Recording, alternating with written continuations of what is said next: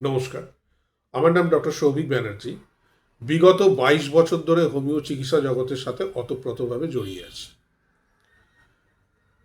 চিকিৎসা করতে গিয়ে বর্তমান জায়গায় দাঁড়িয়ে একটা ভীষণভাবে ট্রেন্ড দেখছি সাধারণ মানুষের মধ্যে, যে তারা ফার্মাসিস্টের কাছ থেকে এসে, মানে হোমিওপ্যাথি ওষুধের দোকানে এসে তারা বিভিন্ন রকম ওষুধ তারা নিজেদের মতন করে কিনছেন এবং নিজেদের মতন করে তারা খাচ্ছেন।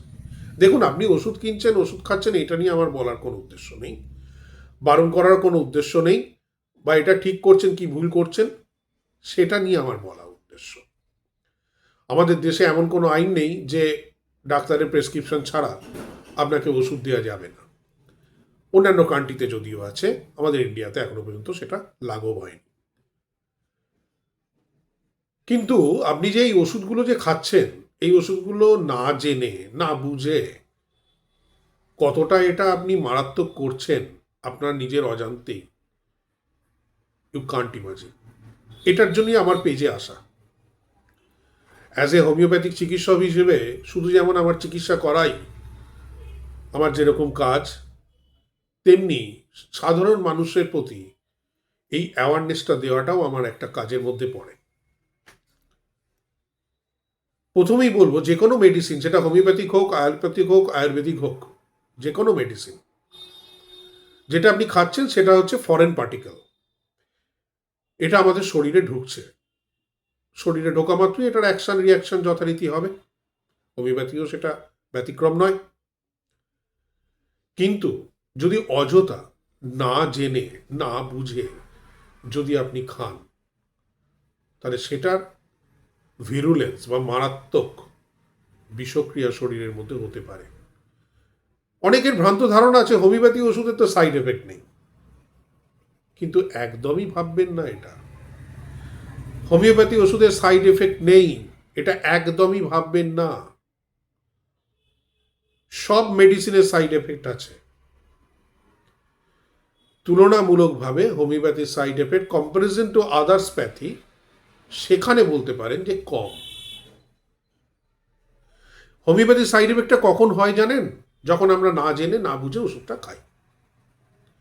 এবার একটুখানি আপনাদের চিকিৎসা পদ্ধতির সম্বন্ধে দু একটা কথা একটু বলি, নাহলে আমরা বুঝতে পারবেন না কেন আমি আপনাদেরকে এটা বলছি।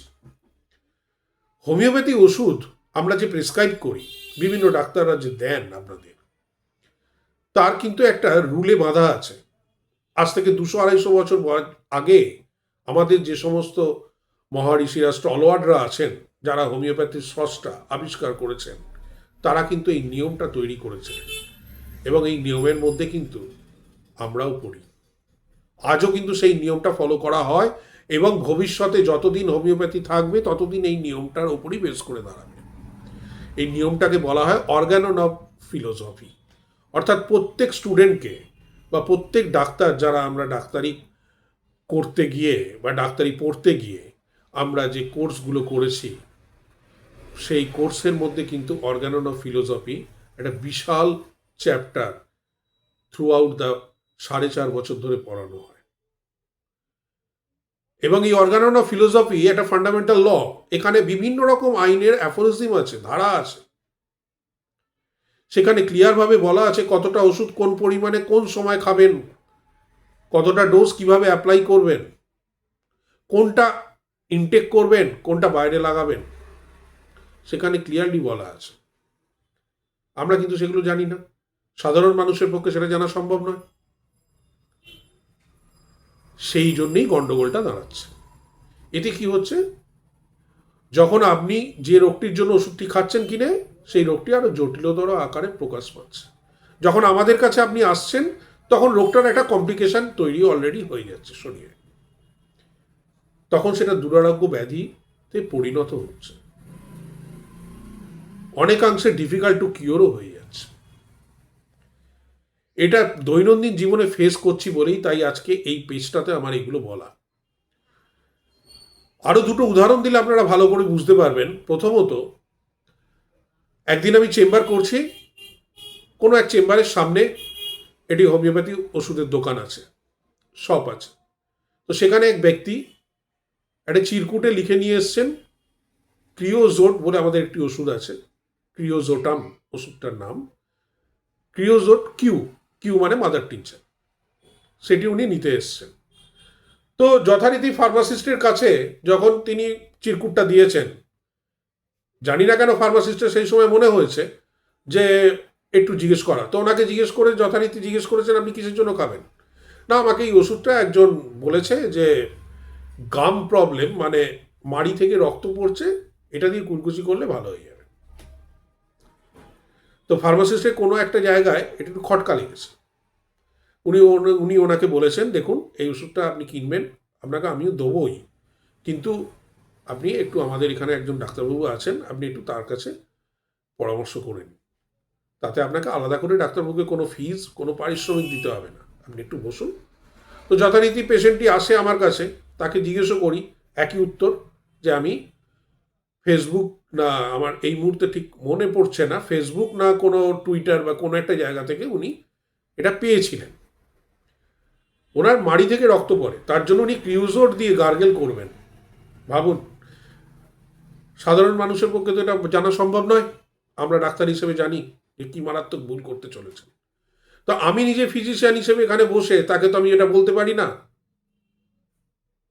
যে না আপনি নিয়ে যান, করুন। আমি তখন ওনাকে বললাম ক্রিওজোট মাদার টিনচার, এটা আপনি জানেন কি থেকে তৈরি হয়? বললো না জানি না। তাহলে এটা একটা one type of phenol derivatives থেকে তৈরি হয়। এটা কি? এটা এক ধরনের বিভিন্ন স্ট্রং অ্যাসিডিক রিয়াকশান আছে, এটা ইরিটেন্ট ইরোসিভ নেচার আছে এটা কেমিক্যালটার। এটা যদি আপনি কুড ফর্মে যদি নিয়ে করেন, আপনার মুখের ভেতরে যে বাক্কাল ক্যাভিটি আছে এবং তার সাথে যে টাং এবং ইনার মেমব্রেন, সেটা কিন্তু পার্শিয়ালি ড্যামেজ করতে পারে, অনেকাংশে পুরোপুরি ড্যামেজ করতে পারে।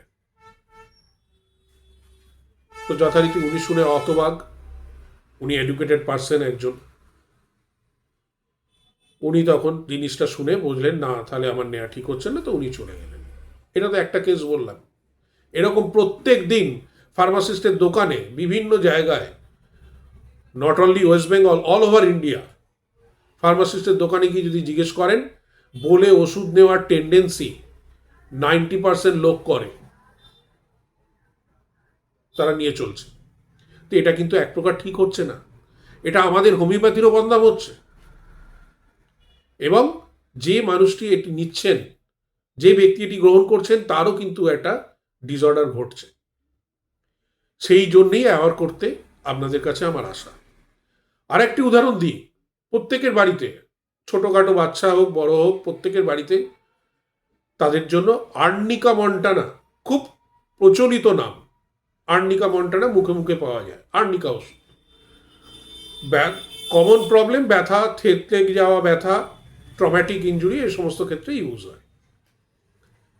সেই ওষুধটি যথারীতি প্রত্যেকের বাড়িতে অল্প বিস্তর থাকে।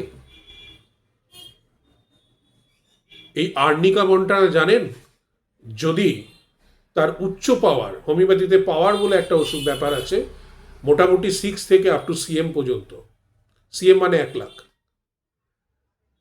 যদি 1M মানে 1000 পাওয়ার বা 10M 10,000 পাওয়ার যদি আপনি না জেনে ডেলি খেতে থাকেন,